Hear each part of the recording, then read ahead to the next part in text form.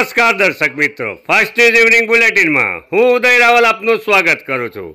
બુલેટિનની શરૂઆત કરીશું ઉમરગામના મુખ્ય સમાચારોથી।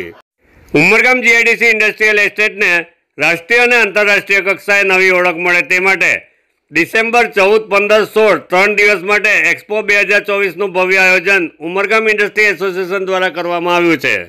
एक्सपो 2024 ने लई जीआईडीसी प्लेग्राउंड खाते उमरगाम इंडस्ट्री एसोसिएशन द्वारा तड़ामार तैयारीओ हाथ धराई है। उमरगामना उद्योगकारो तेमज जाहेर जनता ने यूआईए प्रमुख नरेशभाई बाटियाए जाहेर निमंत्रण पाठव्युं हतुं। एक्सपो 2024 में मुख्यमंत्री भूपेन्द्रभाई पटेलनी संभवित उपस्थिति ने ध्याने लई तंत्र द्वारा मार्गना मरम्मतनी कामगीरी शरू कराई है। उमरगाम जीआईडीसी इंडस्ट्रीयल एस्टेटना उद्योगकारोना हितमां योजाई रहेला एक्सपो 2024 भव्य आयोजन विषे ट्रेजरर आशीषभाई शाह तथा विपुलभाई पंचाले जानकारी पूरी पाड़ी थी। नमस्कार। कि 14 से 16 दिसंबर तक यूआईए ने एक एक्सपो का आयोजन किया है। मैं आप सभी भाइयों लोग को दिल से आमंत्रित कर रहा हूं कि आपको ये एक्सपो में पूरा पार्टिसिपेट करना है। तीनों दिन आपको रहना है और हमारे साथ कदम से कदम मिलाकर हमको मार्गदर्शन भी करना है। आपके सपोर्ट के बिना ये एक्सपो अधूरा होगा और अपने को मिलके उमरगांव के जो इंडस्ट्री की जो ताकत है वो सबको दिखानी है।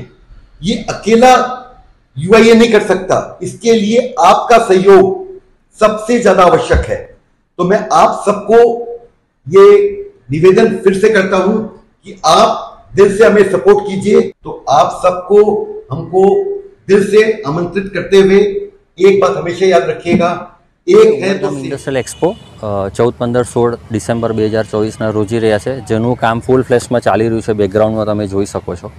आपणे एटले योजी रह्या छे एक्सपो के उमरगामने वेग मळे नेशनल अने इंटरनेशनल लेवले अने जे आपણા ઉદ્યોગો છે અહીંયા જેને એને નાના નાના ઉદ્યોગોને ફર્સ્ટ ટાઈમ અહીંયા એક્સપો માટે એક્સપોઝર મળે અને જેથી કરીને એ લોકો આગળ નેશનલ ને ઇન્ટરનેશનલ લેવલમાં પાર્ટિસિપેટ કરે એક્ઝિબિશન, એના માટે બી આપણે પ્રયત્ન કરી રહ્યા છે। અહીંયા સારે એવા 150થી વધુ નાના મોટા સ્ટોલો છે અને ઉમરગામ ને ઉમરગામથી બહારથી બી સ્ટોલો આવી રહ્યા છે અને બહુ જ એટલે ફૂલ ફ્લેશમાં કામ ચાલી રહ્યું છે। આયોજિત ઉમરગાંવ એક્સપો 2024 14, 15, 16 ડિસેમ્બરના રોજ આયોજિત કરવામાં આવ્યો છે, જેના થકી સ્ટેશનરી, ગાર્મેન્ટ, અમરેલા, બીજા બધા એન્જિનિયરિંગ ઉદ્યોગો અહીંયા ખૂબ આગળ વિકસ્યા છે, જેનો નેશનલ અને ઇન્ટરનેશનલ લેવલ પર એનો ખૂબ સારો પ્રચાર થાય અને ઘણા સારા ઉદ્યોગો બીજા હજુ અહીંયા આવે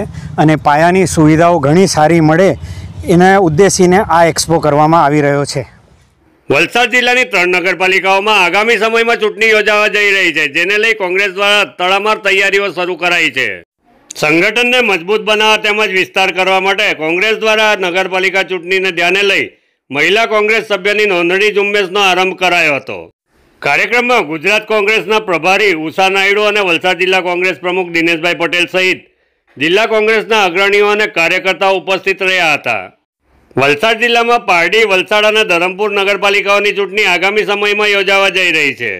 ત્રણેય નગરપાલિકાઓમાં આગામી समयમાં કોંગ્રેसનું शासन આવશે એવો आत्मविश्वास उषा नायडू ने व्यक्त કર્યો હતો। इसके लिए आज का जो हमारा कार्यक्रम है उसके 3 मुख्य उद्देश्य हैं। एक तो है, आप सभी जानते हैं कि नगरपालिका का चुनाव कभी भी डिक्लेयर हो सकता है और कांग्रेस पार्टी पूरी तैयारी में है कि हम पार्टी वलसाड और धर्मपुर नगरपालिका इस बार हम कांग्रेस जीत के ही रहेगी, उसके लिए हमारा संगठन भी संगठित है।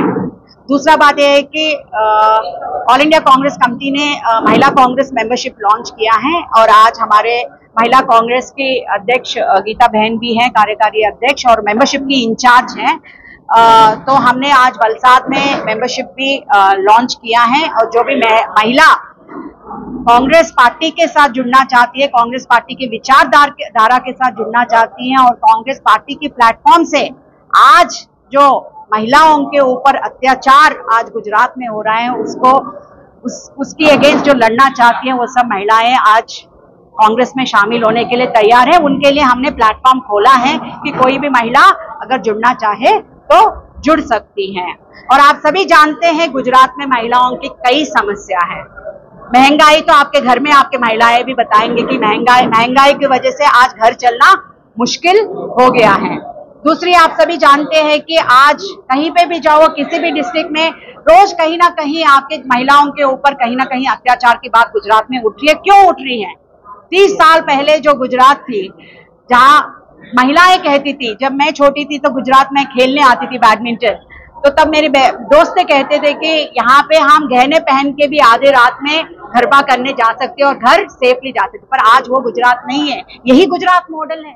વલસાડ જિલ્લાના બગવાડા ટોલ નાકા, નવસારીના બોરિયાજ ટોલ નાકા અને સુરતના કામરેજ ટોલ પ્લાઝા ઉપર ટોલ ટેક્સમાં 40 થી 70% સુધીનો અસહ્ય ભાવ વધારો 25 નવેમ્બરથી અમલમાં આવ્યો છે। ટોલ ટેક્સમાં અસહ્ય ભાવ વધારો કરાતા ટ્રાન્સપોર્ટરોની સ્થિતિ કફોડી બની છે।